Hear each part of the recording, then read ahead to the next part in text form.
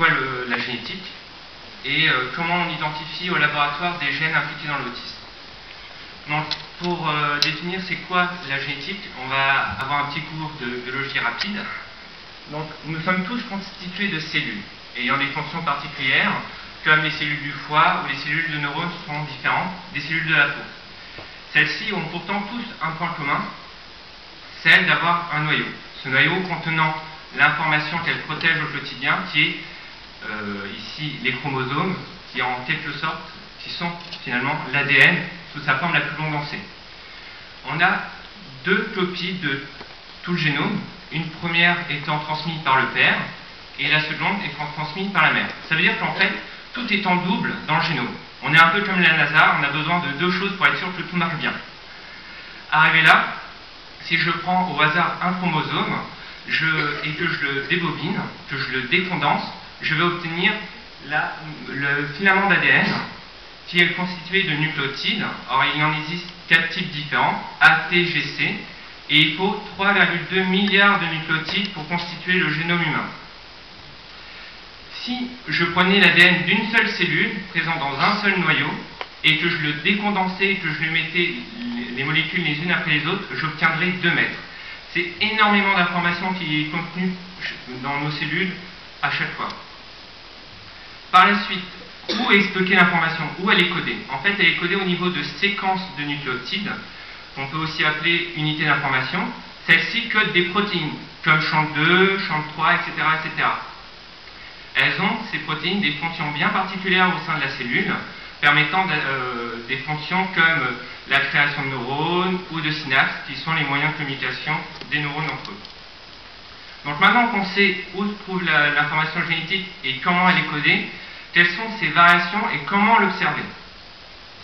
Dès les années 80, grâce au microscope, on a pu voir les premières anomalies génétiques de grande taille. Ici, au minimum, on pouvait voir des remaniements de 5 millions de nucléotides. Alors, très rapidement, on a pu identifier pour des maladies comme la trisomie 21 une duplication du chromosome 21. Ici, cela ne concerne pas l'autisme, puisque la trisomie 21 n'appartient pas au spectre autistique. Mais on a pu expliquer dans de nombreux cas, grâce à des remaniements au niveau chromosomique, l'autisme chez certains de nos patients. Dans les années 90, l'amélioration des techniques et surtout l'apparition de microscopes à fluorescence qui nous permettent ici de coloriser les chromosomes avec des couleurs bien particulières. Donc ici, en fait, on pouvait mieux discriminer les chromosomes entre eux grâce à une couleur, rouge pour le chromosome 1, jaune pour le chromosome 2, etc., etc. Et là, avec une telle efficacité, on a pu améliorer la détection des remaniements observés et diminuer la détection jusqu'à 2 millions de nucléotides altérés dans le génome grâce à cette technologie. Actuellement, on sert très peu des microscopes et on utilise plutôt des puces ADN au sein du laboratoire depuis 2008 qui nous permettent en fait de sonder spécifiquement des régions du génome pour voir la quantité d'ADN. Dès lors, grâce à une analyse informatique et au logiciel ici présent, qui est un logiciel créé au sein du laboratoire par Roberto Toro, qui est SNP, on peut observer ces anomalies. Alors, les différentes anomalies qu'on peut observer aujourd'hui grâce aux différentes technologies que je vous ai citées, ce sont les cas de délétion d'informations génétiques, de duplication, alors des inversions où la séquence va se retrouver inversée dans le génome de certaines personnes, des translocations où là, en fait, il va y avoir un échange entre deux chromosomes, ici représenté par le schéma avec le chromosome vert et le chromosome rouge, où là on voit qu'il y a un échange entre ces deux chromosomes. Et dans certains cas, ça va être dans un seul sens, où en fait, là on est dans une situation d'insertion, où la région d'un chromosome A va s'insérer dans un chromosome B. Alors là, ici, on est principalement dans des remaniements du génome. Lorsqu'on regarde à la nucléotide près, grâce au séquençage, on regarde nucléotide par nucléotide. On a la meilleure des définitions qu'on puisse avoir au niveau du génome. Dès lors, on essaie de chercher ce qu'on appelle les SNP ou SNP, qui sont les 5 nucléotides polymorphismes ou les polymorphismes de 5 nucléotides. Alors, comment ça s'identifie? Comme je vous l'ai dit précédemment, chaque région du génome sont en doublon. L'une est transmise par le père, l'autre est transmise par la mère. Il arrive que ces séquences, par exemple pour l'individu 1, soient exactement identiques entre les deux transmissions génétiques des parents. Dans la situation 2, on voit qu'en position 3, il y a une légère différence. Pour la partie transmise par le père, on aura un G, et celle de la mère, on aura un T. C'est là que rentre en jeu en fait la caractérisation des variations qu'on appelle les SNP. Au même titre que les autres technologies, on a vu une forte amélioration à l'efficacité de séquençage au cours du temps. Donc, avant 2008, on faisait tout à la main, au sein du laboratoire. Par la suite, la technologie évoluant, on a pu améliorer l'efficacité du séquençage en augmentant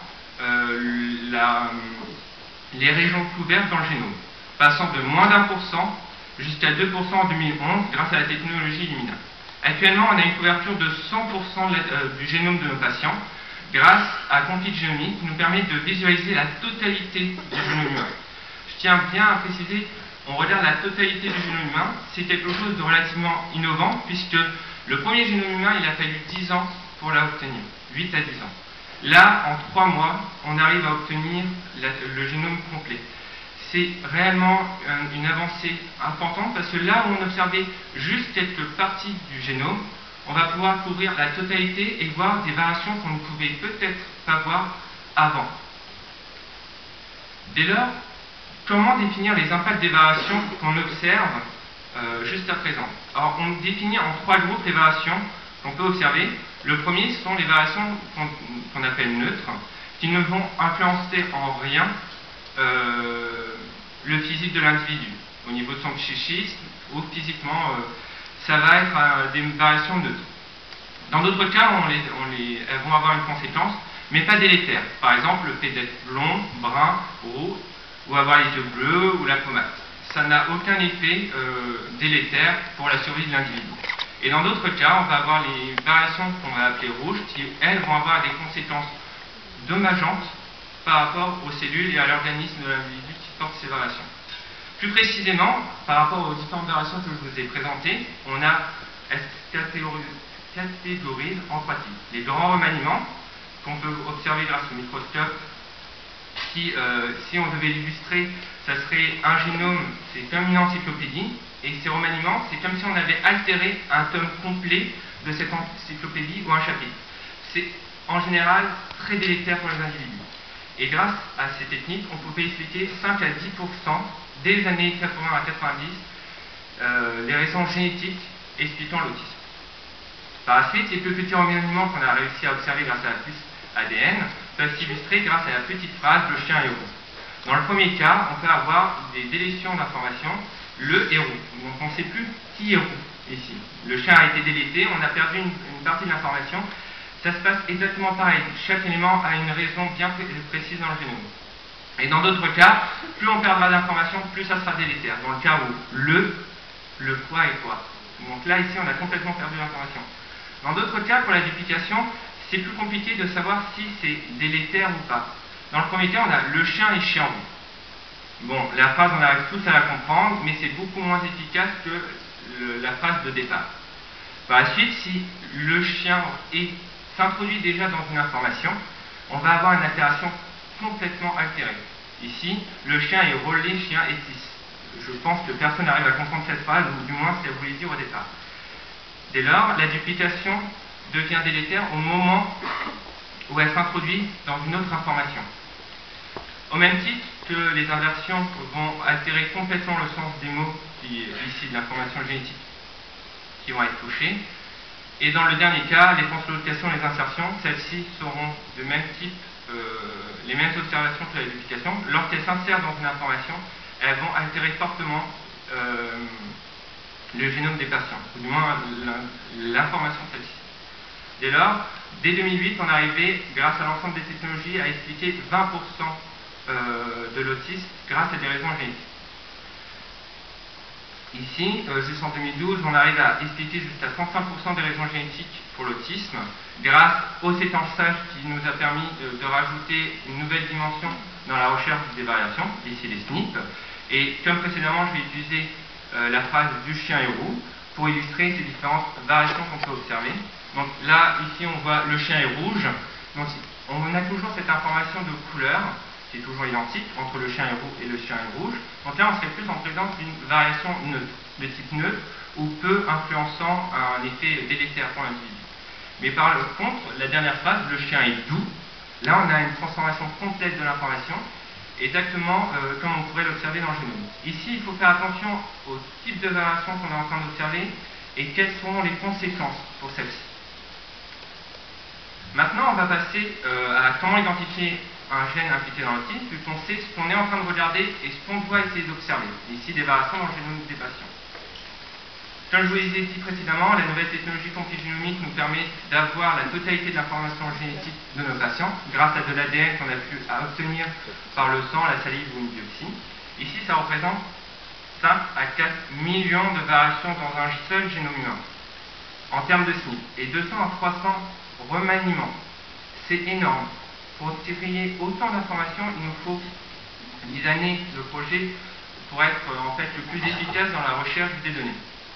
Ici, pour ce type de recherche, avec une telle quantité d'informations, on va se référer à des grandes familles, comme le disait Richard, de multiplex, où plusieurs individus de la famille sont atteints d'autisme.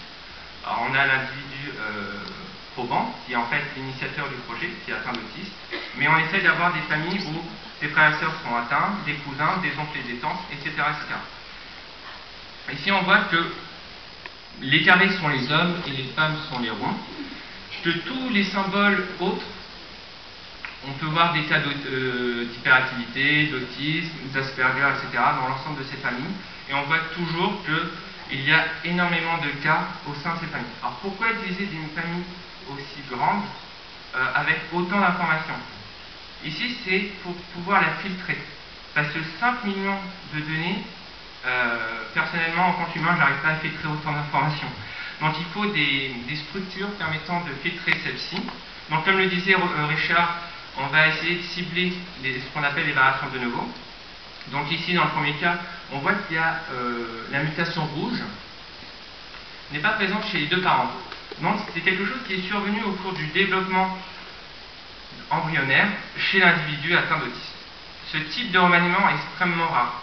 On en compte 1 sur 100 millions de nucléotides, ce qui représente à peu près 32 mutations de novo par individu, en moyenne. Dès lors, ces gènes-là qui vont subir ces remaniements de novo sont les premières cibles de notre recherche. On va d'abord savoir où ils sont, on va les définir et voir dans quels gènes ils sont. Est-ce qu'ils sont impliqués déjà dans l'autisme ou pas. Par la suite, on va regarder les cas de transmission de variation. Ici, on peut voir deux types de transmission. La première, c'est toujours la mutation T rouge dans la seconde famille, qui est transmise aux deux enfants atteints d'autisme. Et la seconde, une variation présente chez la mère, qui a été transmise que dans un seul des cas d'autisme. Ici, on va essayer de affilier chaque variation transmise par les parents pour par la suite avoir le maximum de l'historique de ces variations au sein de la famille. Pourquoi ? Ici, si on observe la même variation transmise dans l'ensemble des patients d'une famille, il est probable que cette variation n'est pas liée au hasard. Que le hasard ne fait... pour être clair, qu'on n'observe pas une variation comme ça. C'est aléatoire la transmission au niveau des parents à leurs enfants. Si on observe toujours la même variation au sein des patients atteints d'autisme, c'est qu'il y a quelque chose derrière qui met en place une corrélation entre les deux, entre la maladie et la variation. Et en fait, c'est ça qu'on essaye d'obtenir avec l'historique des transmissions parents-enfants. Dès lors, au même titre que les variations de novo, les gènes qui vont être touchés, on va les filtrer par rapport aux gènes déjà présents et identifiés au niveau de l'autisme, mais aussi des gènes candidats qui assurent des fonctions très proches des gènes déjà définis dans l'autisme. Et on va d'autant filtrer que la variation est rare. Alors rare par rapport à quoi? Par rapport à la population générale. Si elle est rare dans la population générale, c'est peut-être qu'elle a un effet endommageant dans le commun des mortels. D'où le fait qu'on va filtrer cette information.